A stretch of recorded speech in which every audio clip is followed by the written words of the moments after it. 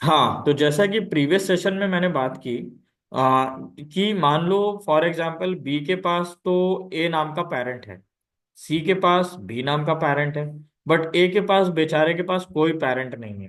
तो जिसका कोई नहीं होता उसका ऊपर वाला होता है, ये कहावत हम लोगों ने हमेशा सुनी हुई है।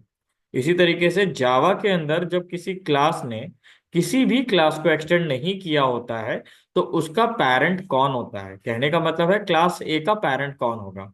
तो जब किसी का कोई पेरेंट नहीं होता तो उसका पेरेंट कौन होता है, ऑब्जेक्ट क्लास उसका पेरेंट होती है। ठीक है। यानी मान लो हम कह रहे हैं कि ग्रैंडफादर है, तो ग्रैंडफादर के ऊपर कोई नहीं है, तो ग्रैंडफादर अपना फादर किसको मान के चलेंगे, ऊपर वाले को, भगवान को। ठीक। तो क्लास ए का पेरेंट कौन है, ऑब्जेक्ट क्लास। अच्छा एक बात बताओ, मान लो हम कह रहे हैं कि हमारे ऊपर मेरे पिताजी हैं और उनके ऊपर उनके पिताजी हैं, मतलब आपके बाबा जो हो गए। ठीक। अब एक चीज समझना, आपके बाबा के ऊपर कोई नहीं बैठा तो आपने बोला ठीक है उनकी रक्षा कोई नहीं करेगा, उनकी रक्षा कौन करेगा, स्वयं भगवान करेगा। ठीक, पहली बात।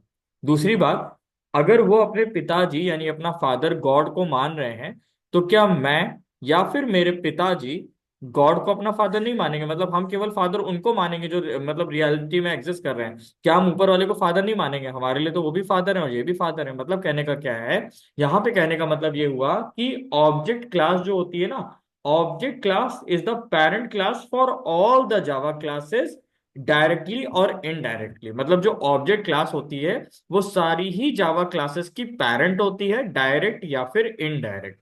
तो अगर कहा जाए तो देखो, इन अबव एग्जाम्पल जो ए नाम की क्लास थी वो डायरेक्ट चाइल्ड क्लास है किसकी, ऑब्जेक्ट की। कहने का मतलब ये है कि हमारे पास जो ए नाम की क्लास थी उसके जो पेरेंट है वो है object class direct.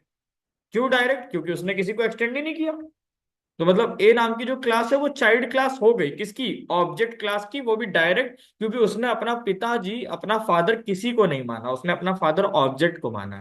Clear. But B ने अपना फादर किसको माना था, ए को माना था, तो बी की जो डायरेक्ट पेरेंट क्लास है वो तो ए है, बट बी की जो इनडायरेक्ट पेरेंट क्लास है वो है ऑब्जेक्ट क्लास। जैसे और सी की बात करें तो सी का जो पेरेंट है वो बी है, डायरेक्ट। सी का जो इनडायरेक्ट पेरेंट है वो कौन है, ऑब्जेक्ट। यानी बी और सी नाम की जो क्लास थी वो इनडायरेक्ट चाइल्ड क्लास हो गई किसकी, ऑब्जेक्ट क्लास की।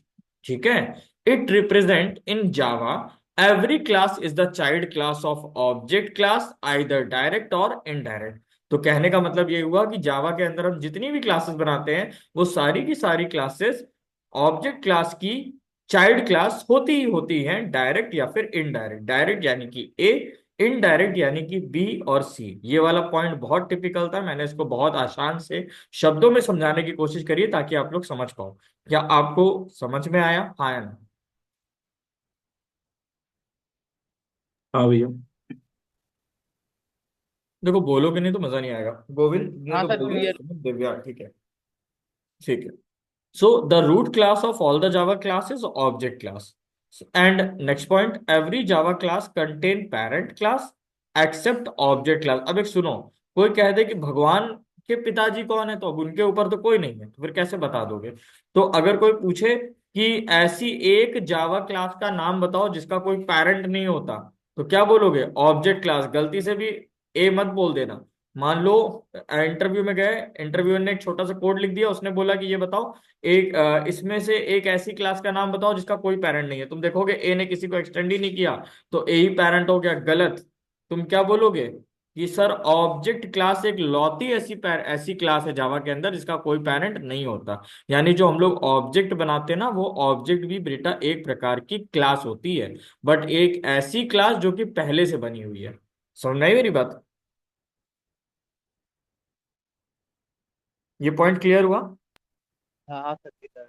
ठीक है। अब कोई पूछे कि ये जो ऑब्जेक्ट क्लास है तुम बोल रहे हो कि ये पहले से बनी होती है, तो प्रेजेंट कहाँ पे है, तुम्हें क्या जवाब देना है कि ऑब्जेक्ट क्लास प्रेजेंट होती है जावा डॉट लैंग पैकेज के अंदर। यानी जावा डॉट लैंग नाम का पैकेज जो होता है जावा के अंदर, उसके अंदर ये ऑब्जेक्ट क्लास पहले से बनी होती है। और इसके पास 11 मेथड भी होते हैं। ठीक है। And all the Java classes able to use these 11 method ठीक है। और देखो हमने ये समझा कि ऑब्जेक्ट क्लास जो होती है वो पहले से बनी होती है, पहली बात। दूसरी बात, ये पहले से बनी होती है तो किस पैकेज के अंदर होती है, जावा डॉट लैंग पैकेज के अंदर होती है, दूसरी बात। तीसरी बात ये है कि क्योंकि ये प्री डिफाइंड क्लास है तो उसके पास मेथड भी तो पहले से बने होंगे। जी हाँ, इसके पास 11 मेथड पहले से बने होते हैं। दूसरी बात, इन 11 मेथड्स को यूज कौन करेगा? सर, जो भी क्लास चाहे वो इसको यूज कर ले।